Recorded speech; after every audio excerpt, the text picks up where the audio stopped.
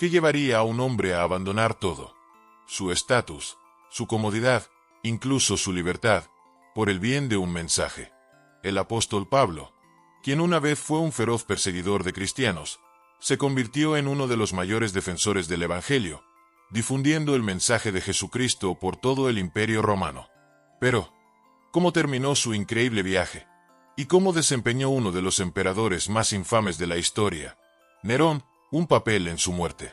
En este vídeo desentrañaremos la historia completa del apóstol Pablo, desde su dramática conversión hasta su incansable trabajo misionero. En última instancia, su martirio a manos de Nerón. Descubrirás cómo los escritos de Pablo transformaron la iglesia primitiva y cómo su legado sigue inspirando a millones de cristianos hoy en día. Pero esta historia es más que solo historia. La fe, el coraje y el sacrificio de Pablo contienen poderosas lecciones para nosotros hoy. Ya sea que estés enfrentando dificultades, buscando inspiración o deseando una comprensión más profunda de la fe cristiana. Este viaje a través de la vida de Pablo te conmoverá. Antes de adentrarnos en esta poderosa historia, asegúrate de dar me gusta, suscribirte y activar las notificaciones para que nunca te pierdas una publicación. Además, siéntete libre de dejar un comentario abajo con tus pensamientos. ¿Qué te ha enseñado la vida de Pablo? Y no olvides compartir este vídeo con amigos y familiares para ayudar a difundir el mensaje y hacer crecer esta comunidad. Comencemos. Pablo, originalmente conocido como Saulo, nació en Tarso, una importante ciudad de Asia Menor, en la actual Turquía. Tarso no era cualquier ciudad, era un centro de aprendizaje y cultura, combinando la filosofía griega con la tradición judía. La crianza de Saulo reflejaba esta diversidad.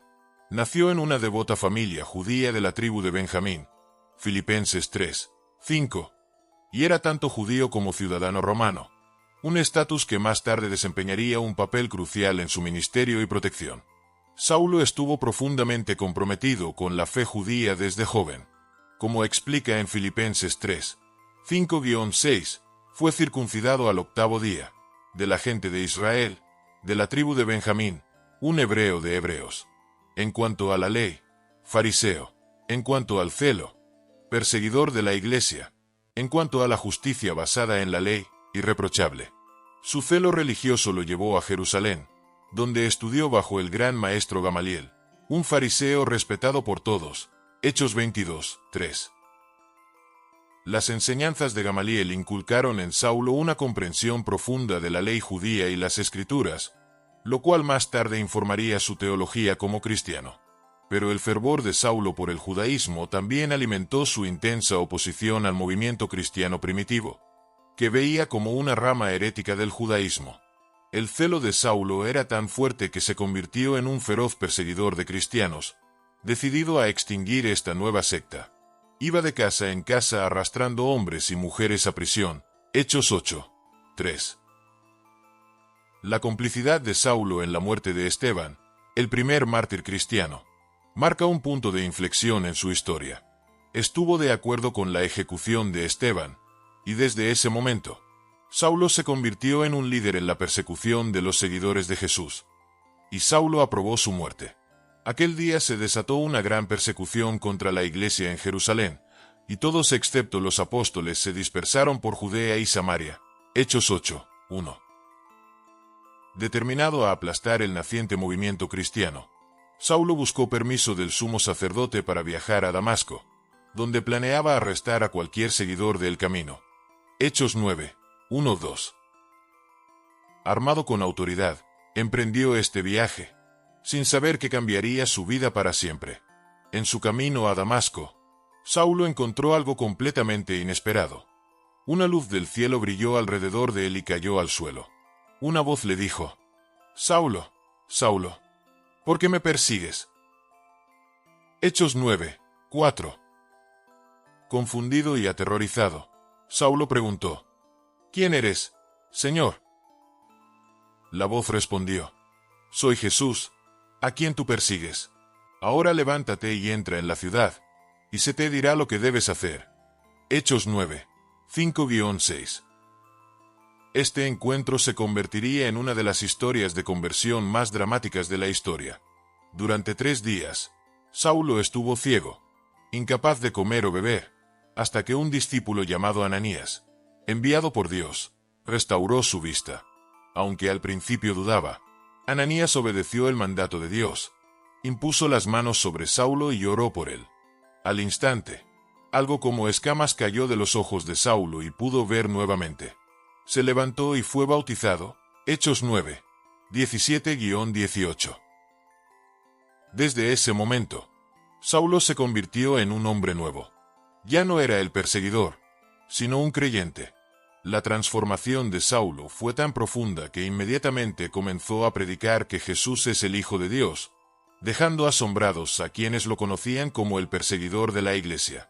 La transformación de Saulo fue tan profunda que inmediatamente comenzó a predicar que Jesús es el Hijo de Dios, dejando asombrados a quienes lo conocían como el perseguidor de la Iglesia. Al instante comenzó a predicar en las sinagogas que Jesús es el Hijo de Dios. Todos los que lo oían estaban asombrados y decían: ¿no es este el hombre que causaba estragos en Jerusalén entre los que invocan este nombre? Hechos 9, 20-21. La conversión de Saulo eventualmente lo llevó a ser conocido como Pablo, el incansable misionero que llevaría el mensaje de Cristo a los gentiles. La vida de Pablo después de su conversión se caracterizó por un impulso implacable por difundir el mensaje de Jesucristo por todo el mundo conocido. Durante su ministerio, Pablo emprendió 3 grandes viajes misioneros, cubriendo miles de kilómetros a pie, por mar y a través de terrenos difíciles. Estos viajes lo llevaron por ciudades en lo que hoy es Turquía, Grecia e Italia, así como otras regiones clave del Imperio Romano. El primer viaje misionero de Pablo, Hechos 13-14, comenzó en Antioquía de Siria, un centro para la iglesia primitiva y el lugar donde los seguidores de Jesús fueron llamados cristianos por primera vez, Hechos 11 y 26. Acompañado por Bernabé, Pablo viajó a Chipre y luego a través de las regiones del sur de Asia Menor. En el camino predicaron en sinagogas, pero se encontraron tanto con aceptación como con feroz oposición. En una ciudad, Listra, Pablo fue apedreado y arrastrado fuera de la ciudad, dado por muerto, Hechos 2 y 19. Sin embargo, en un giro milagroso de los acontecimientos, Pablo sobrevivió, demostrando la resiliencia de su fe y compromiso con el Evangelio, pero después de que los discípulos se reunieron alrededor de él, se levantó y volvió a la ciudad. Al día siguiente él y Bernabé partieron hacia Derbe, Hechos 2 y 20. Durante su segundo viaje misionero, Hechos 15-18, Pablo amplió su enfoque más allá de las sinagogas judías al alcanzar cada vez más a los gentiles. Este viaje lo llevó a lugares como Filipos, Tesalónica, Atenas y Corinto. En Filipos, Pablo y Silas fueron encarcelados después de expulsar un espíritu de una esclava, Hechos 16, 16-24. Pero incluso en prisión continuaron alabando a Dios, y un terremoto milagroso abrió las puertas de la cárcel. De repente, hubo un terremoto tan violento que los cimientos de la cárcel se sacudieron. Al instante todas las puertas se abrieron, y las cadenas de todos se soltaron. Hechos 16, 25-26. La perseverancia de Pablo en medio de las pruebas llevó a la conversión del carcelero filipense y toda su familia, y él, lleno de gozo, porque había creído en Dios, con toda su casa. Hechos 4 y 34. Uno de los momentos más famosos del segundo viaje de Pablo ocurrió en Atenas, el corazón intelectual del mundo antiguo. En el Areópago rodeado de filósofos, Pablo proclamó audazmente al Dios desconocido, que adoraban como el creador de todas las cosas. El Dios que hizo el mundo y todo lo que hay en él es el Señor del cielo y de la tierra, y no habita en templos hechos por manos humanas. Hechos 5 y 24. El tercer viaje misionero de Pablo, Hechos 18-21, se centró en fortalecer las iglesias que ya había fundado y expandir aún más el Evangelio. En Efeso, la predicación de Pablo desafió directamente la adoración de la diosa Artemisa, lo que provocó un motín instigado por los plateros locales que temían perder sus medios de vida a medida que la gente se alejaba de la idolatría. Hechos 19, 23-41. A pesar de la oposición, el tiempo de Pablo en Efeso estuvo marcado por milagros extraordinarios. Muchos de los que habían practicado la hechicería trajeron sus libros y los quemaron públicamente. Cuando calcularon el valor de los libros, la suma llegó a 50.000 monedas de plata. Hechos 19, 18-19. En este tiempo, la palabra del Señor se extendió ampliamente y creció en poder. Hechos 7 y 20. El impacto de Pablo no se limitó a sus viajes físicos. Durante estos viajes escribió cartas, conocidas ahora como las epístolas paulinas, que forman una parte significativa del Nuevo Testamento. Estas cartas, dirigidas a comunidades cristianas como las iglesias en Roma, Corinto, Galacia, Efeso, Filipos y más, proporcionaron enseñanzas, aliento, corrección y una visión profunda de la fe cristiana. La carta de Pablo a los romanos es uno de los escritos teológicos más profundos de las Escrituras, en el que describe el plan de salvación de Dios y el papel de la fe en Jesucristo, porque no me avergüenzo del Evangelio, porque es poder de Dios para salvación a todo aquel que cree, al judío primeramente y también al griego. Romanos 1:16. La misión de Pablo, sin embargo, tuvo un costo elevado. En 2 Corintios 11 Pablo nos da un vistazo a la enorme cantidad de sufrimiento que soportó por causa del Evangelio. 5 veces recibí de los judíos 40 azotes menos 1, 3 veces fui golpeado con varas, 1 vez fui apedreado, 3 veces naufragué, pasé una noche y un día en el mar abierto. 2 Corintios 11, 24-25. Pablo nunca vaciló en su misión de predicar a Cristo. Su mensaje trascendió la división entre judíos y gentiles, enfatizando que todos son uno en Cristo Jesús. No hay judío ni griego, esclavo ni libre, hombre ni mujer, porque todos ustedes son uno en Cristo Jesús. Gálatas 3:28.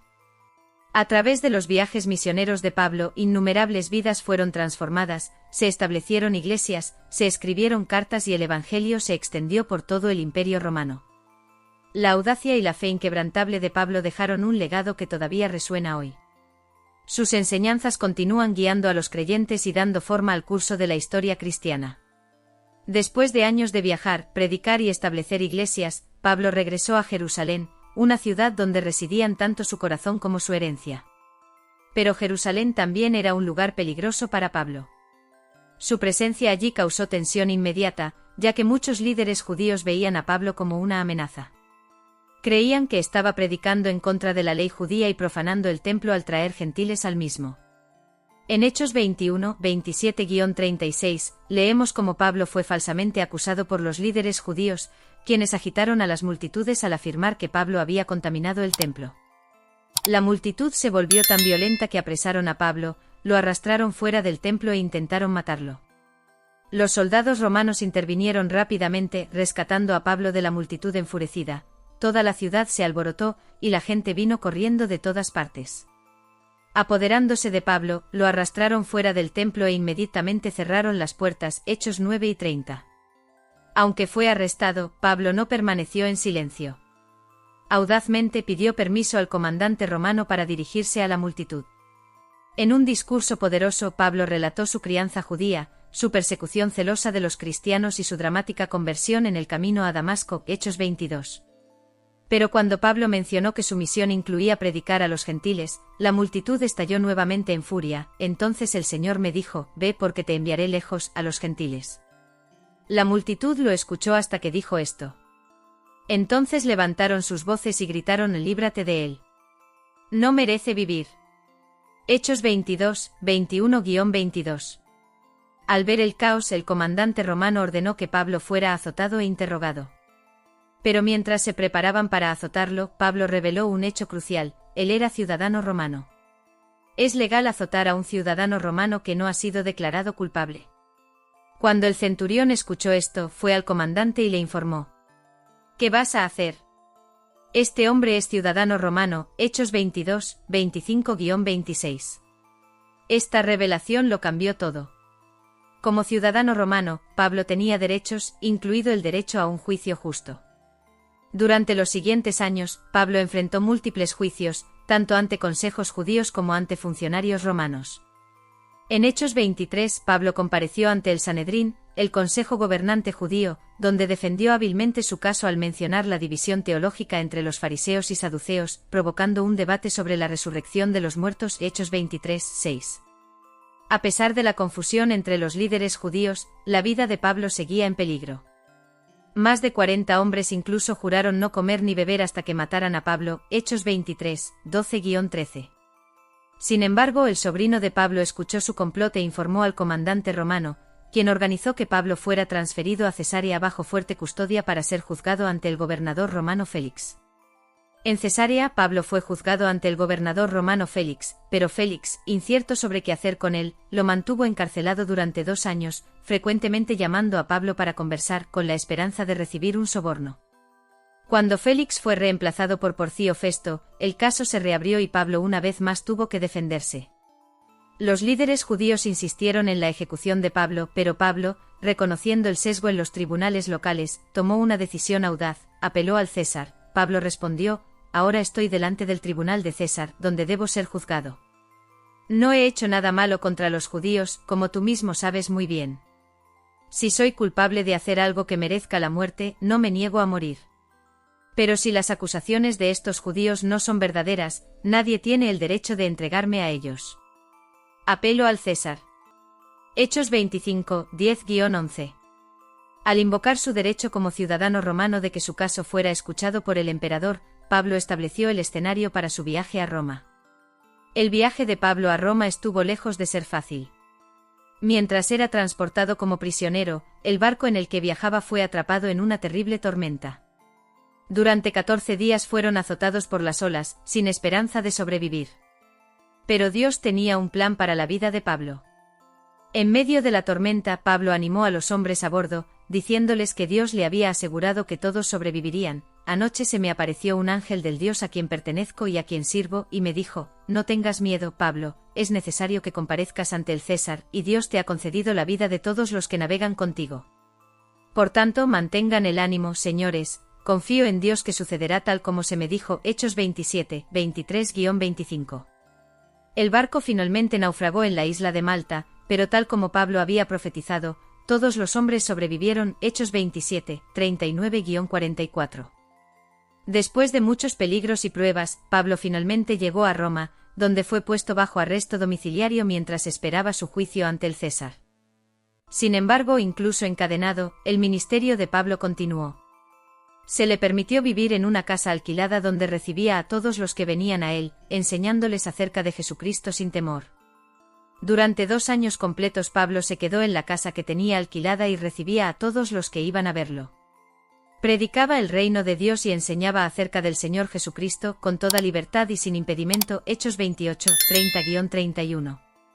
Durante este tiempo Pablo escribió varias de sus cartas, conocidas como las epístolas de la prisión, incluyendo Filipenses, Colosenses, Efesios y Filemón.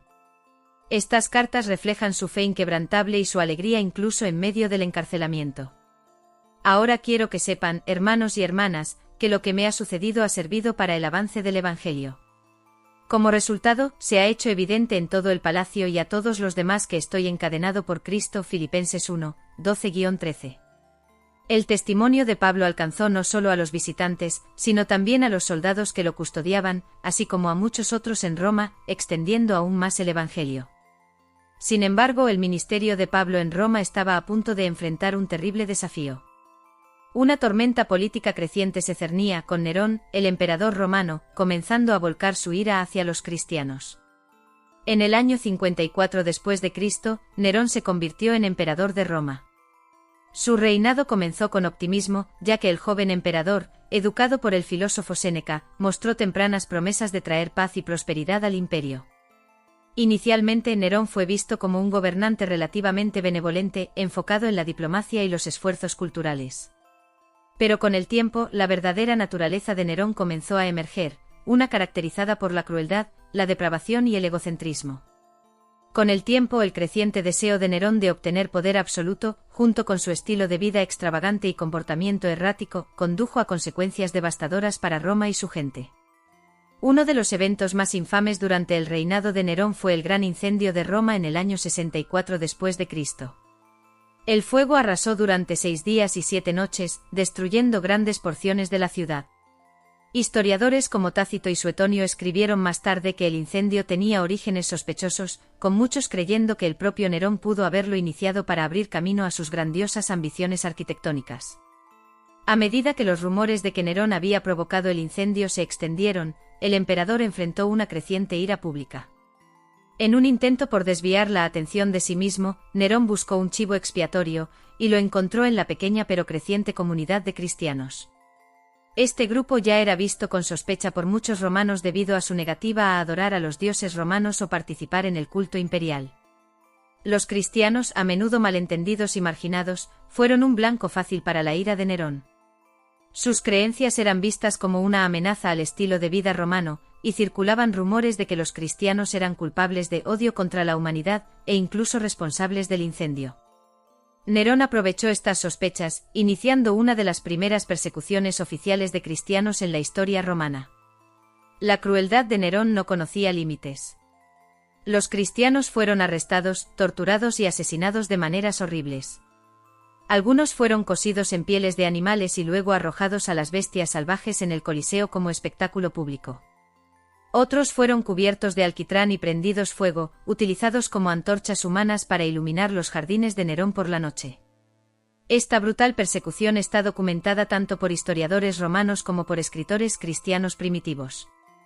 Fue durante esta ola de terror que el apóstol Pablo, uno de los líderes más prominentes del movimiento cristiano, fue arrestado una vez más. Pablo ya había estado bajo arresto domiciliario en Roma durante 2 años, predicando libremente el Evangelio a todos los que lo visitaban. Hechos 28, 30-31. Sin embargo, bajo el nuevo clima político de persecución, el estatus de Pablo como ciudadano romano ya no podía protegerlo. A pesar del peligro creciente, Pablo había anticipado durante mucho tiempo el sufrimiento por la causa de Cristo. Sus cartas a menudo hablaban de soportar las dificultades y la persecución como parte de su llamado. De hecho, todos los que quieran vivir piadosamente en Cristo Jesús serán perseguidos. 2 Timoteo 3 y 12. Pablo entendía que seguir a Cristo tenía un gran costo personal. Según la tradición, Pablo pasó sus últimos días en la prisión mamertina, una pequeña y oscura mazmorra cerca del foro romano. Las condiciones eran duras, con poca luz o ventilación. Esto era muy diferente del arresto domiciliario que Pablo había experimentado anteriormente en Roma, donde podía predicar y recibir visitantes libremente. Hechos 28, 30-31. La prisión mamertina era un lugar donde solo se mantenía a los enemigos más peligrosos de Roma antes de su ejecución. Fue durante este encarcelamiento que Pablo escribió lo que se cree que es su última carta, 2 Timoteo. En esta carta, Pablo reflexionó sobre su vida y ministerio, preparándose para su inevitable martirio. Ahora, un hombre anciano, Pablo enfrentaba la realidad de que su tiempo en la tierra estaba llegando a su fin. A pesar de las sombrías circunstancias, las palabras de Pablo estaban llenas de fe, aliento y un sentido de plenitud. Porque yo ya estoy para ser derramado como una ofrenda de libación, y el tiempo de mi partida está cercano. He peleado la buena batalla, he terminado la carrera, he guardado la fe. Por lo demás me está reservada la corona de justicia, que el Señor, el juez justo, me dará en aquel día, y no solo a mí, sino también a todos los que aman su venida. 2 Timoteo 4, 6-8.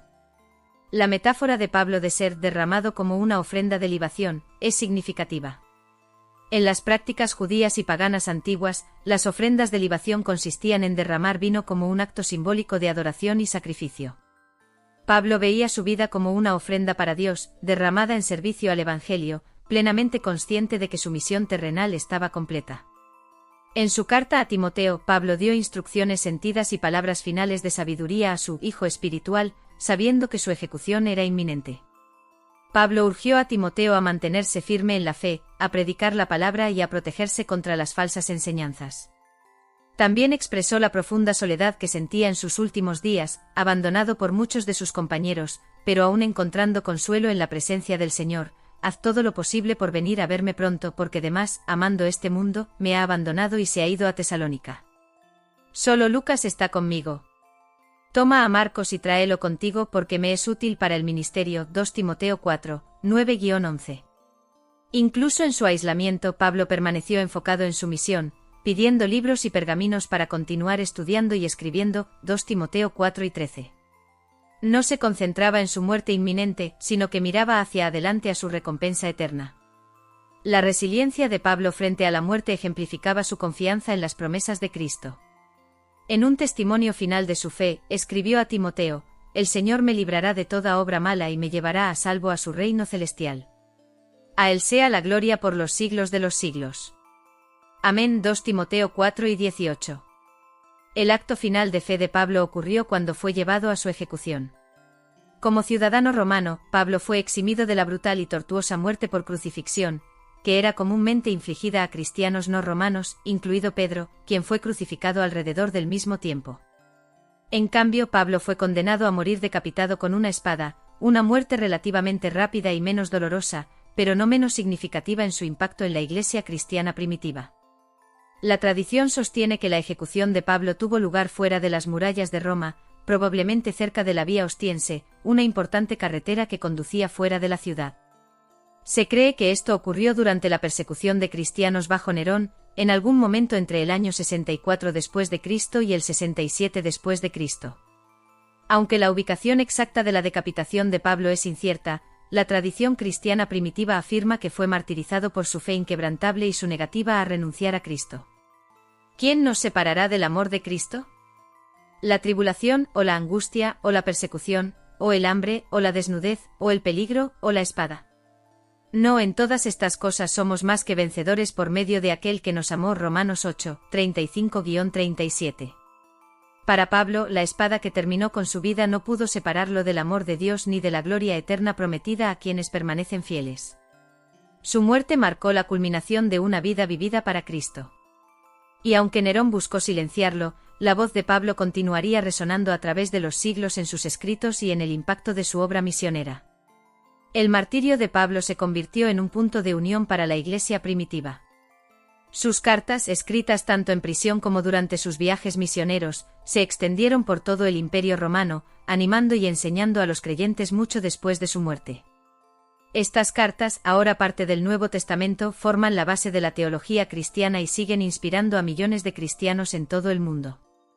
Los últimos días de Pablo sirven como un recordatorio poderoso del costo de seguir a Cristo. Como él mismo escribió en su carta a los filipenses, porque para mí, el vivir es Cristo y el morir es ganancia. Filipenses 1:21. Pablo entendía que la muerte no era el final, sino el comienzo de la vida eterna con Cristo. Su disposición a entregar su vida al servicio del Evangelio refleja la profundidad de su fe y su certeza en las promesas de Dios. Aunque el apóstol Pablo fue martirizado, su influencia sigue viva. Sus escritos continúan guiando, desafiando y animando a los cristianos hasta el día de hoy. La vida de Pablo fue un testimonio del poder de la gracia de Dios, transformándolo de perseguidor de la Iglesia en uno de sus mayores campeones. Sus últimas palabras aún resuenan: he peleado la buena batalla, he terminado la carrera, he guardado la fe. 2 Timoteo 4:7. La muerte de Pablo marcó el final de su viaje terrenal, pero el comienzo de su recompensa eterna. Su vida permanece como un faro de esperanza para todos los creyentes, recordándonos que incluso frente a la persecución, nada puede separarnos del amor de Cristo. En conclusión, aunque la vida del apóstol Pablo fue interrumpida por la crueldad de Nerón, su mensaje sigue vivo hoy. Millones de cristianos encuentran fuerza y sabiduría en las palabras de Pablo. Su historia nos recuerda que, sin importar el costo, el Evangelio de Jesucristo vale la pena vivir y morir por él. Gracias por acompañarnos hoy. Si encontraste esta historia inspiradora, dale un me gusta al vídeo, suscríbete a nuestro canal y compártelo con otros que puedan necesitar escuchar este mensaje. Aprendamos del viaje de Pablo y continuemos buscando la voluntad de Dios en nuestras vidas. Dios te bendiga y nos vemos la próxima vez.